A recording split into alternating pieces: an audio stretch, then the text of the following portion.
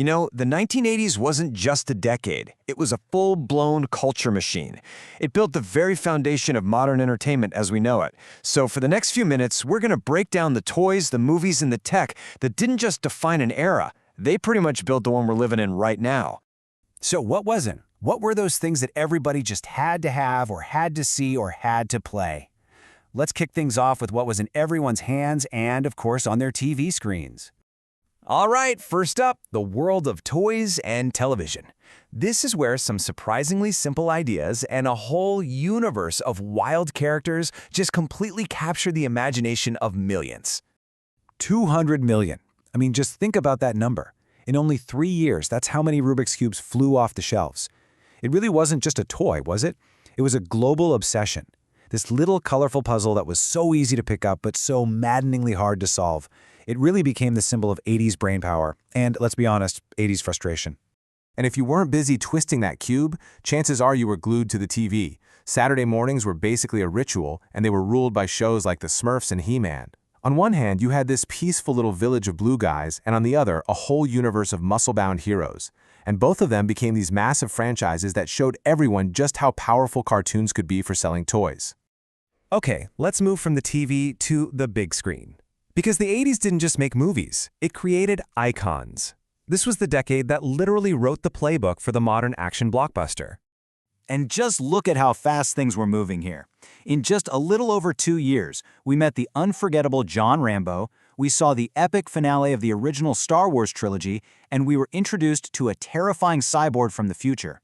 These weren't just films, they were massive cultural events that completely changed what an action hero could be. Now here's something I find really fascinating. Our source material for this explainer has this very strong opinion. It flat out says the original 1984 Terminator is the only film in the entire franchise that's worth watching. That's a pretty hot take, right? But it just goes to show you how definitive and powerful these original moments felt to people at the time. All right, now let's shift gears from the movie theater to the smaller screen in your living room. The story of video games in the 80s is, well, it's not a straight line. It's this incredible drama about a complete and total crash, followed by an even more amazing rebirth. So this is it. This is the moment everything changed. In early '83, the home video game market just imploded. There was no quality control, so the stores were just flooded with awful games. You know, like that legendary disaster Atari's E.T. game. And because of that, people just stopped buying them.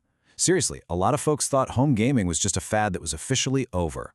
So as the market completely cratered, the big players at the time, Intellivision, ColecoVision, they just gave up. They left the market. It really looked like the end. But while the American old guard was retreating, a Japanese playing card company that had gotten into electronics saw a huge opening. Nintendo was looking at this smoldering wasteland and thinking, opportunity. And then, in October of '85, they made their move. The release of the Nintendo Entertainment System here in the US didn't just bring the industry back to life, it totally redefined it, all thanks to a focus on high-quality games. Home video games were officially back from the dead, and a plumber named Mario was about to become maybe the most famous character on the entire planet.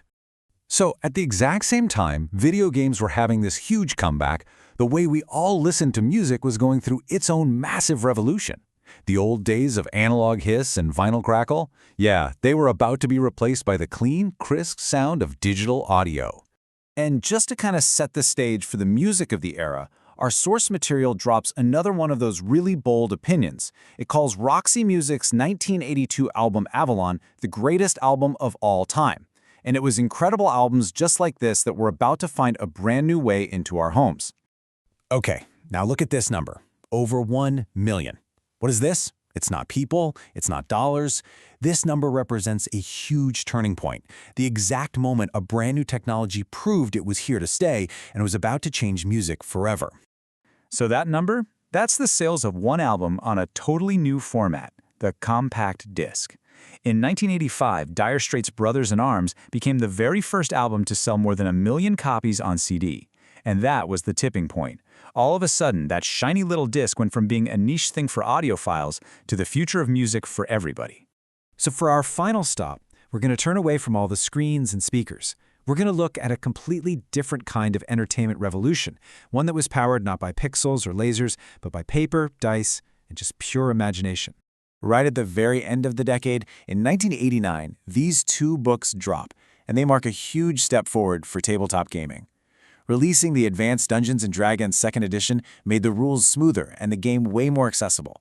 It brought a whole new generation of players to the table and really cemented D&D's place as a cultural force that, as we've all seen lately, is more popular today than it's ever been.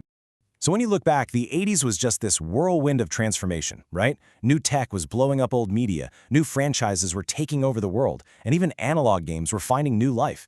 It was this constant cycle of creation and reinvention. And that kind of leaves us with a big question, doesn't it?